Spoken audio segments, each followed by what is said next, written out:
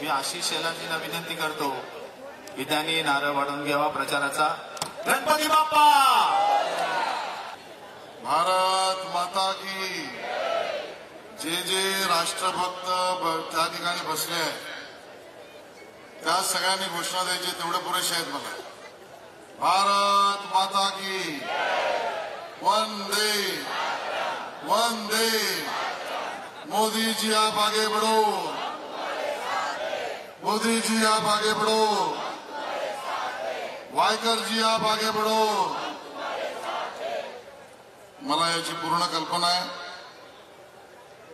की आपण सगळेजण संध्याकाळी 6:30 पासून या ठिकाणी एकत्रित जमलेलो आहोत। जवळजवळ 9:05 झाली आहे। एखादा सिनेमा सुद्धा 3 तासात संपतो, पण हा थोडा लॉंग सिनेमा आहे आणि त्यामुळे जास्त वेळ मी तुमचा घेणार नाहीये। खरं तर मंचावर उपस्थित गजानन कीर्तीकरजी, आपले उमेदवार रवींद्र वायकरजी, अमित साटमजी, विद्या ठाकूरजी, भारती लवेकर, राजन सिंगजी, मनसेच्या शालिनीताई ठाकरे, संतोष मेडेकर, जयप्रकाश ठाकूर, रघुनाथ कुलकर्णी, आचार्य पवन त्रिपाठी, आरपीआयचे आपले प्रकाश जाधव, एनसीपीचे विचारेजी, मुरजी पटेल, विठ्ठल बंदेरी, अभिजित सामंत, विनोद मिश्रा, श्रीकला पिल्ले, दिलीप पटेल, सुभाष माळूजी, मदनेजी, वैभव भराडकरजी, स्वप्नील टेंबुलकरजी, विजय थिवरजी, आफ्ताब पेवेकरजी, गणेश शिंदेजी, कला शिंदेजी आणि माझे मित्र योगेश बरोडेकरजी, उपस्थित सर्व बंधू भगिनी आणि मातांनो, मला हे माहिती होतं की या सभेला पोहोचायला मला उशीर होईल, तरी उशिरा का होईना तुम्ही या, असा आपले उमेदवार रवींद्र वायकर आणि अमित साटम यांनी आग्रह धरला आणि मी तुमच्यामध्ये आलो। त्याचं कारण एकच आहे की भारतीय जनता पक्षाच्या वतीने कार्यकर्ते तर काम करतातच आहेत, पण रवींद्र वायकर यांना मुंबई भारतीय जनता पक्षाच्या वतीने 100% समर्थन आणि जिंकण्याच्या शुभेच्छा देण्यासाठी मी आलो। वायकरजी जिंकतील आणि त्या सगळ्या लढाईमध्ये उतरणारे सगळे शिलेदार इथे समोर उपस्थित। ही निवडणूक मुंबईतली सगळ्यात चर्चिले जाणारी आणि महत्वाची निवडणूक। या निवडणुकीकडे पूर्ण महाराष्ट्राचं लक्ष या मतदारसंघावर चर्चा सर्व वर्तमानपत्रामध्ये होते। स्वाभाविक आहे, कारण आहे कारण गजाभाऊ कीर्तीकर आपले नेते आहेत, ते वायकरांबरोबर प्रचार करतायत, महायुतीबरोबर प्रचार करतायत आणि त्यांचे सुपुत्र हे त्या ठिकाणी विरोधामध्ये महाविकास आघाडीमध्ये उभे। उमेदवारांची तुलना करण्याची मला गरज वाटत नाही आणि सत्य सांगितल्यापासून राहत नाही। खरं तर तुलना करायची झाली तर अमोल कीर्तीकर आणि रवींद्र वायकर यांची तुलना होऊच शकत नाही, कारण रवींद्र वायकर म्हणजे गेल्या 25, 30, 35 वर्षाचा धगधगता मुंबईचा प्रवास। मला समोरच्यावर टीका करायची नाही, पण रवींद्र वायकर यांनी या ठिकाणी सगळं जे भूमिका मांडल्या, अमित साटम, विद्या ठाकूर, राजन सिंग, आम्ही सगळी मंडळी महानगरपालिकेमध्ये त्यांच्याबरोबर काम केलेलं आहे आणि म्हणून जर मी असं म्हटलं तर चुकीचं होणार नाही। समस्त मुंबई आणि मुंबईकरांच्या प्रश्नाची, आता काही लोकांना केवळ प्रश्नाचीच जाण असते, पण आपला उमेदवार आपल्याला सौभाग्यशाली यासाठी आहे की त्यांना प्रश्नाची जाण आहेच मुंबईतल्या विषयातल्या, पण त्याबरोबर ते प्रश्न सोडवण्याची त्या ठिकाणी अक्कल हुशारी सुद्धा ज्यांच्याकडे आहे ते आपले उमेदवार रवींद्र वायकर आहेत। म्हणून वायकरजी तुम्हाला मी विनंती करेन, मुंबई महानगरपालिका, मुंबईचे प्रश्न या विषयावर निर्विवाद तुमचं त्या ठिकाणी आपली एक हाती त्या ठिकाणी पूर्ण ताकद त्याच्यामध्ये आहे. पण यापुढे मी तुम्हाला असं म्हणेन की महानगरपालिका हा उल्लेख समोरच्याला माहितीच नसल्यामुळे त्याच्यावर तुम्ही बोलू शकता. वायकर आमदार म्हणून सुद्धा काम केलंय, वायकरांनी मंत्री म्हणून सुद्धा काम केलंय, वायकरांनी शिक्षा मंत्री म्हणून काम केलंय. आणि त्यावेळेला त्यांना मी जवळून पाहिलंय की महाराष्ट्राच्या विधानसभेमध्ये स्वतःच्या पक्षाची भूमिका मांडणारे आणि जनतेला न्याय देण्यासाठी मंत्री म्हणून उभे राहणारे वायकर हे बिनतोड अशा पद्धतीचं मंत्रिपद म्हणून त्यांनी काम केलं. आज लोकसभेची निवडणूक आहे आणि त्यामुळे 5 वर्षाने जनतेला हे ठरवायचा संधी मिळणार आहे की या देशाचं पंतप्रधान कोण. संधी हातामध्ये ही आहे की देश कुठल्या बाजूला जाणार आहे.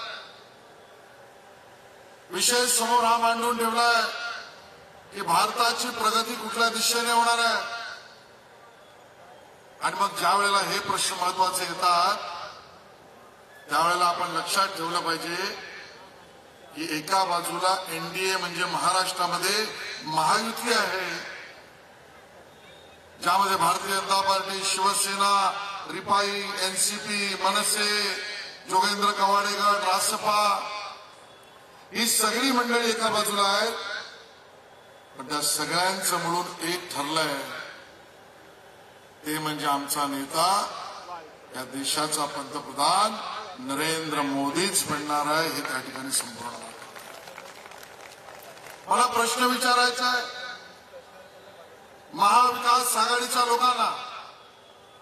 आहेत त्या बाजूला पण लोक आहेत, काँग्रेस आहे, शरदचंद्र पवार गट आहे, उभाटा सेना आहे, अजून काही लोक आहेत. पण सवाल आहे की तुम्ही देशाकडे जाण्यासाठी मतं मागताय. ज्या वेळेला मतं मागून आपला उमेदवार निवडून द्या हे आवाहन करताय त्यावेळेला हा प्रश्न संयुक्तिक होतो की तुम्ही तुमचं नेतृत्व कोण करणार. भारताच्या संसदेमध्ये तुम्हाला मत चुकून मिळणार नाही, पण मिळालं तर नेतृत्व कोण करणार. तुमचा पंतप्रधान पदाचा उमेदवार कोण आहे. त्याचा ट्रेलर अमित साटमजी काही दिवसापूर्वी आम्ही बघितला. सकाळी 9 वाजता एक पत्रकार पोपटलाल टीव्ही समोर. कोण आहेत पत्रकार पोपटलाल. कोण आहे पत्रकार पोपटलाल. बघा तुम्ही म्हणाला मी नाही. आता ते नेहमीप्रमाणे सकाळी 9 वाजता आले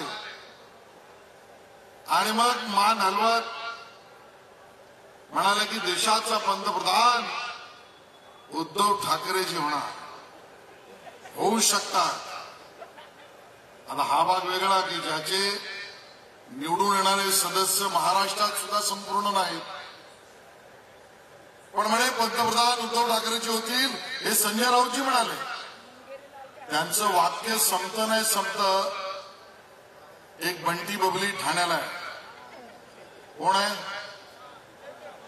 काय नाव आहे बघा, परत तुम्ही बोलू. त्याने एका तासामध्ये लगेच सांगितलं की नाही शरद पवार साहेब खूप वरिष्ठ आहेत, पंतप्रधान पदी ते बसू शकतात. आईला एका तासात 2 तुकडे. त्याचं संपत नाही तर एक बिनपेंड्याचा लोटा आहे, भंडाऱ्यावर आलाय नाना पटोले. तर म्हणाले राहुल गांधी शिवाय कोण म्हणणार. आता 2 तासात 3 पंतप्रधान यांचे उमेदवार यांना मत दिलं तर भांडतील की नाही सांगा. हे आपापसात भांडतील की नाही. मग यांना मत देणं फुकट आहे. मला आनंद वाटतो या ठिकाणी मुद्दामून मनसेचे अध्यक्ष राज ठाकरे यांचा त्यांनी या महायुतीला बिनशर्त पाठिंबा दिला. बिनशर्त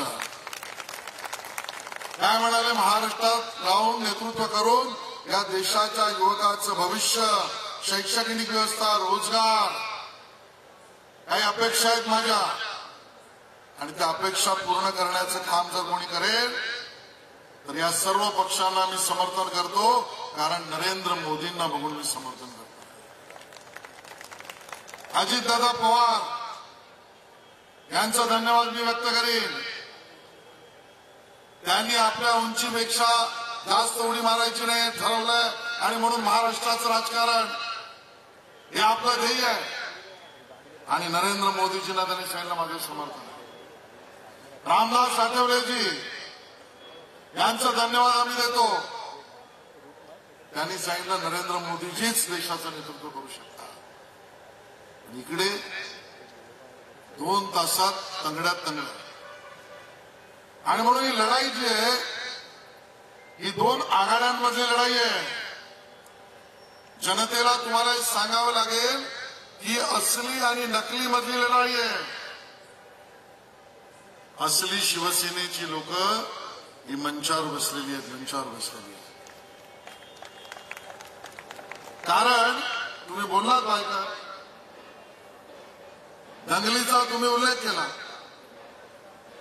92-93च्या जोगेश्वरीतल्या व्यथा तुम्ही सांगितल्या, पण त्या काळामध्ये बॉम्बलास्ट झाले होते. बॉम्बलास्ट तुम्हाला आठवत असेल, 12 ठिकाणी साखळी बॉम्बलास्ट झाले. कराचीमध्ये प्लॅन ठरला, दाऊदने ठरवलं, आरडीएक्स पाठवले, आरडीएक्स समुद्रमार्गे आले, कस्टम बंदा पुढे गेले, माहीम पर्यंत पोहोचले.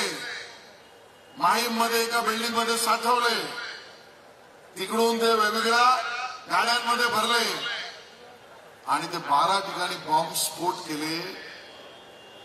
आमचे मुंबईकर नाहक मारले. पाकिस्तानमध्ये राहणाऱ्या माणसांनी, आतंकवाद्यांनी हिंदुस्थानवर हमला केला. माहीम मध्ये त्याचं एक्झिक्युशन झालं, आणि त्यात याकूब मेमनला पकडलं. आतंकवाद्याचं केस दाखल झाली. खालच्या कोर्टापासून वरच्या कोर्टापर्यंत त्याला शिक्षा झाली. शिक्षा फाशीची झाली, कारण त्या नराधमाने आमच्यावर हल्ला केला होता, आमची मुंबईकर मारली. पण झालं काय, ज्याने या सगळ्या बॉम्बलास्ट मध्ये योजना केली त्या याकूब मेमनला कोर्टाने फाशी दिली. पण या मुंबईतले काही 2 असे अवलादी निघाले, त्यांनी सांगितलं याकूब मेमनला फाशी देऊ नका. गुन्हेगार याकूब मेमनला फाशी देऊ नका. मुंबईकरांचे जीव घेतलेला याकूब मेमनला फाशी देऊ नका. आतंकवादी हमला केलेला याकूब मेमनला फाशी देऊ नका. म्हणणारे कोण? या मालाडमधले अस्लम शेख, काँग्रेसचा नेता. उद्धवजी, तुमच्या मुख्यमंत्री पदाच्या काळामध्ये हा अस्लम शेख तुमच्याबरोबर मंत्री होता, आणि म्हणून ही वैचारिक लढाई आहे, मुंबईकरांची लढाई आहे की तुमची आज सलगी ज्याने मुंबईकरांवर हल्ला केला त्या आतंकवाद्यांच्या समर्थनार्थ राहणाऱ्या लोकांबरोबर आहे. एकही मत त्या नकलीकडे जाता कामा नये, नकली शिवसेनेकडे जाता कामा नये. जे मत तिकडे जाईल ते याकूब मेमनच्या समर्थनार्थ जाईल. काल 1 मे झाला. 1 मे महाराष्ट्र दिन, कामगार दिन आपण साजरा केला. मराठी माणसाची लढाई संयुक्त महाराष्ट्राच्या चळवळीमध्ये त्यावेळेला प्रबोधनकार ठाकरेंपासून, आचार्य अत्रेंपासून, डांगेंपासून सगळे लढले. त्यावेळेला जे पक्ष होते त्यामध्ये जनसंघही होता, जो नंतर भाजप आहे. आणि संयुक्त महाराष्ट्राच्या चळवळीची मागणी एकच होती, मुंबईला महाराष्ट्रापासून वेगळी करू नका, मुंबईला केंद्रशासित करू नका. मराठी भाषिकांचं एक राज्य करा जे महाराष्ट्र असलं पाहिजे. त्याला विरोध कोणी केला? मराठी भाषिकांचं एक राज्य करण्यामध्ये अडचण आहे, 200 वर्ष घालवली तरी मराठी भाषिकांना अखंड महाराष्ट्र मिळणार नाही, एक राज्य होणार नाही, ही भूमिका सखा पाटलांची ते काँग्रेसची नाही. 15 जानेवारी 16 जानेवारी 1956 मी थोडं मागे जातोय कारण तुम्हाला हे कळलं पाहिजे. जवाहरलाल नेहरूजी देशाचे प्रधानमंत्री, त्यांनी आकाशवाणीवरून देशाला संबोधित केलं. मी सांगतोय ते युट्यूबवर काढून बघा. आणि देशाला संबोधित करताना सांगितलं, मुंबई केंद्र शासित करणार आहोत. म्हणजे मुंबईला महाराष्ट्रापासून वेगळं करण्याची भूमिका काँग्रेसची. त्या विरोधात लढणारे आमचे सगळे संयुक्त महाराष्ट्राच्या चळवळीतले सर्व पक्षीय नेते हे संघर्ष करत होते. युवक, युवती, बाल, कामगार, मजूर, मिल कर्मचारी, कलाकार सगळी मंडळी होती. त्यांच्या या उठावावर 18, 19, 20 जानेवारीला शालिनीताई त्या ठिकाणी गोळ्या झाडल्या. या गोळ्या झाडून 105च्या वर आमचे संयुक्त महाराष्ट्रातल्या चळवळीतले लोक मृत्युमुखी पडले. मी तर म्हणे खूनच केला. 22 जणांच्या कवटीतून गोळी गेली, 6 लोकांच्या छातीतून गोळी गेली, 2 लोकांच्या बुबुळातून गोळी गेली, एकाच्या आतडीतून गेली, एक घरात जेवत होता, जेवताना मेला, एक नवविवाहित कामगार वसाहतीत खाली उभा होता, त्या ठिकाणी गोळी मारली. या आमच्या मराठी माणसावर गोळी मारली, त्याचे आदेश दिले हे काँग्रेसच्या सरकारने. मुंबई महाराष्ट्रापासून वेगळी करा, काँग्रेसची भूमिका. मुंबईला केंद्रशासित करा, काँग्रेसची भूमिका. महाराष्ट्राला अखंड ठेवण्याच्या भूमिकेवर काम करणाऱ्या लोकांवर गोळ्या झाडून खून केले, काँग्रेसची भूमिका. मग उद्धवजी, तुमची शिवसेना नकली आम्ही का म्हणतो? बाळासाहेबांची शिवसेना असली आहे, त्यांनी काँग्रेस बरोबर कधीच हात मिळवणी केली नसती, काँग्रेसचा हात हातात कधीच घेतला नसता. उद्धवजी, तुम्ही त्यांचा हात हातात घेतला, काँग्रेसच्या मांडीवर बसलात. ज्या खुनी पंजाच्या हाताला मराठी माणसाच्या खुनाचं रक्त लागलंय, त्या हाताबरोबर हात मिळवणी उद्धवजी तुम्ही केली. मी तर तुम्हाला नम्र विनंती करीन, मातोश्रीला घरी गेल्यावर आरशामध्ये तो तुमचा हात बघा.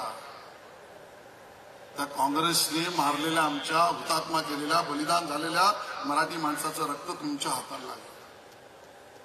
आणि म्हणून बिलकुल यांना मत देता कामा नये. या पद्धतीच्या भूमिका घेणाऱ्यांना मुंबईतच त्या ठिकाणी धडा शिकवला पाहिजे.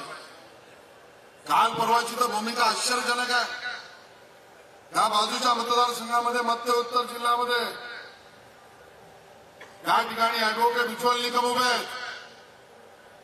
त्यांनी कसाबला शिक्षा देण्यामध्ये महत्वाचा रोल केला. जो कसाब पाकिस्तानवरून आला, सॅक लावून आला, कोलाब्याला उतरला, लिओपोर्ट मध्ये गेला, सीएसटी स्टेशनवर गेला, गोळीबार केला, तुम्ही आम्ही डोळ्याने पाहिलं. त्या कसाबच्या आतंकवाद्याच्या मागे पाकिस्तान आहे. त्याला पकडल्यावर जगासमोर आणणं आवश्यक होतं. पाकिस्तान या मागे आहे, हा आतंकवादी आहे. पोलिसांनी उत्कृष्ट काम केलं. या सगळ्या कामाच्या आधारावर पुरावे गोळावे करून न्यायालयासमोर उज्ज्वल निकम यांनी मांडले. कसाबला आणि पाकिस्तानला दोघांना धडा मिळाला. तुम्ही प्रचार करा उद्धवजी, तुम्ही आणि तुमचा मित्रपक्ष काँग्रेस प्रचार जरूर करा, पण थोडं तरी भान ठेवा. विजय वडेट्टीवार म्हणाले, कसाब आलाच नव्हता, त्याने हल्ला केलाच नव्हता, त्याने मुंबईकरांचा जीव घेतलाच नव्हता, आणि आमचे जे वीर पोलीस अधिकारी मारले गेले ते कसाब आणि त्याच्या आतंकवाद्यांच्या गोळीने मारलेच गेले नाही. काँग्रेसची भूमिका.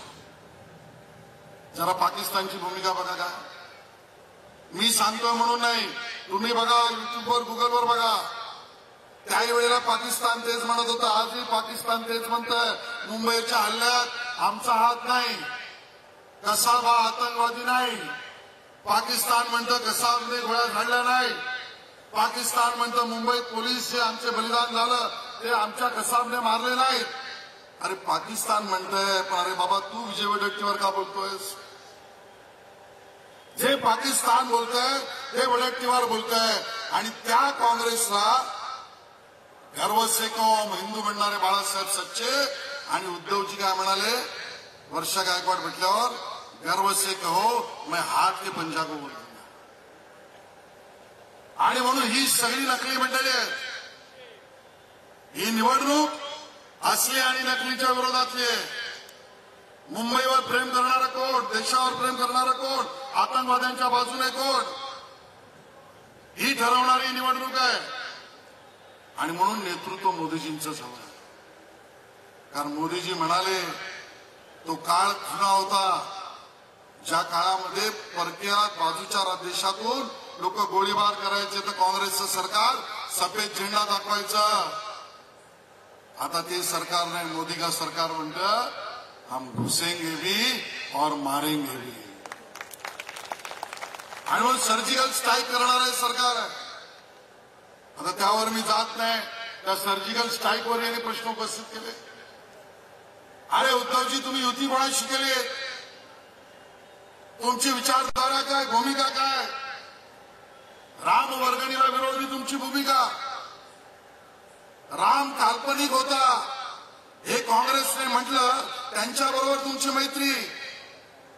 राम सेतू अस्तित्वातच नाही हे म्हणणाऱ्या कोर्टासमोर प्रतिज्ञापत्र देणाऱ्या काँग्रेस बरोबर तुमची प्रचाराची भूमिका. अहो तुमची भूमिका काय?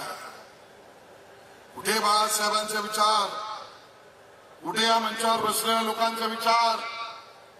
आणि उद्धवजी आज म्हणावं असं वाटतं कोण होतास तू काय झालास. आणि म्हणून विचाराची लढाई होय.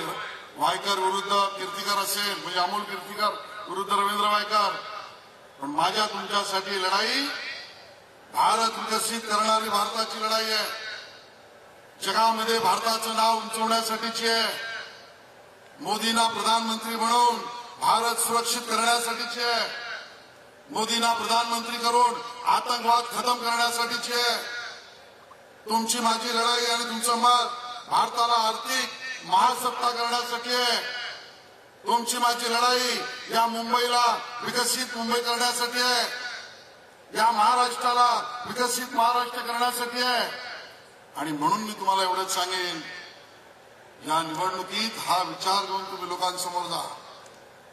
ज्या वेळेला तुम्ही हात जोडून लोकांसमोर जाल आणि मोदींचा सुरक्षित विकसित भारत त्याला समर्थन राज ठाकरे, अजितदादा पवार, त्या ठिकाणी असलेले एकनाथजी शिंदेजी, रामदास आठवलेजी, जानकरजी, जोगेंद्र पवारजी यांचं आहे असं तुम्ही सांगाल तर मी तुम्हाला गॅरंटी देतो भरभरून लोक त्या ठिकाणी धनुष्यबाणावर मतं देतील, भरभरून देतील.